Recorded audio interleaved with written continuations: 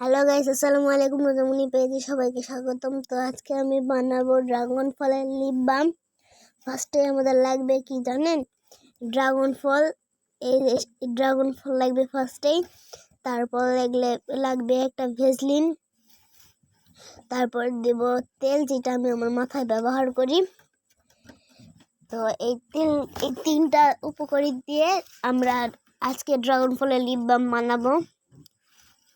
তো দেখেন, আমরা প্রস্তুতি নিয়ে পড়েছি। এবং কি এই যে একটা লাগবে বাটি।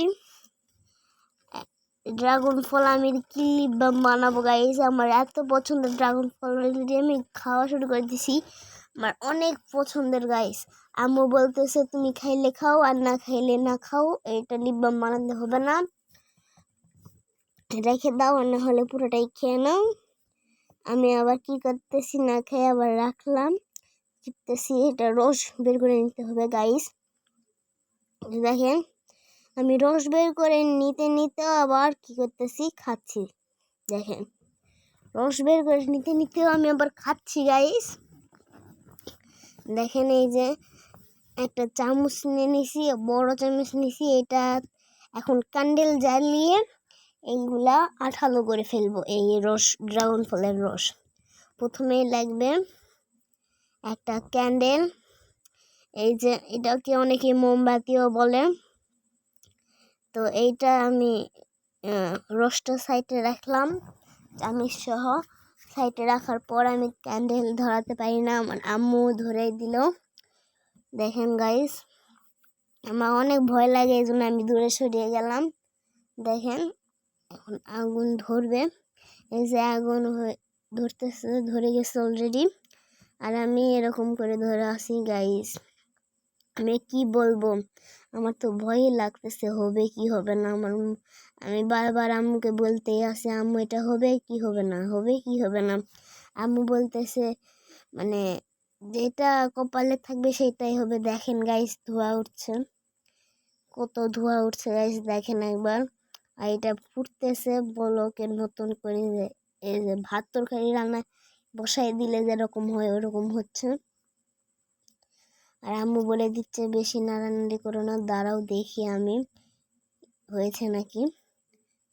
গাইস দেখেন, আম্মু বলছে যে হয়ে গেছে, কিন্তু তাও আমি একটু রাখলাম বেশিক্ষণ। দেখেন হয়ে গেছে। এটার সাথে আমি একটু ভেজলিন অ্যাড করলাম। দেখেন, ভেজলিনটা দেওয়ার সাথে সাথে গলে গেল। দেখেন, আমি আবার মিশে নিচ্ছি। আবার দিতে হবে তেল।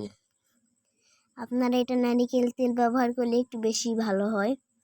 তো আমার তেলের পরিমাপটা একটু বেশি হয়ে গেছিলো। আমি প্রথমে একটু দিচ্ছিলাম, পরে আম্মু বলতেছে আর একটু দাও, আর একটু দাও।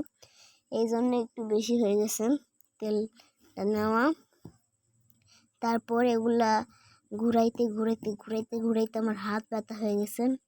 তারপরে আম্মু বলতেছে থাক, আর ঘোরানো লাগবে না, ওইভাবেই রেখে দাও। পরে আমি রাখি নাই, ঘুরাইতেই আসি ঘুরাইতেই আসি।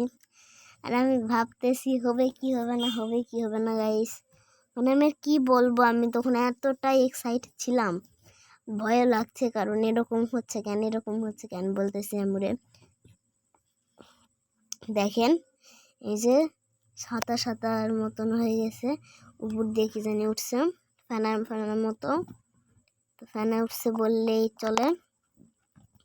দেখেন, আমি বানাইছি, এটা বীজ সহ হয়ে গেছে। আপনারা যদি বানান বাসায়, তাহলে অবশ্যই বীজটা একটু কমাতে চাবেন, মানে বীজটা যেন না থাকে।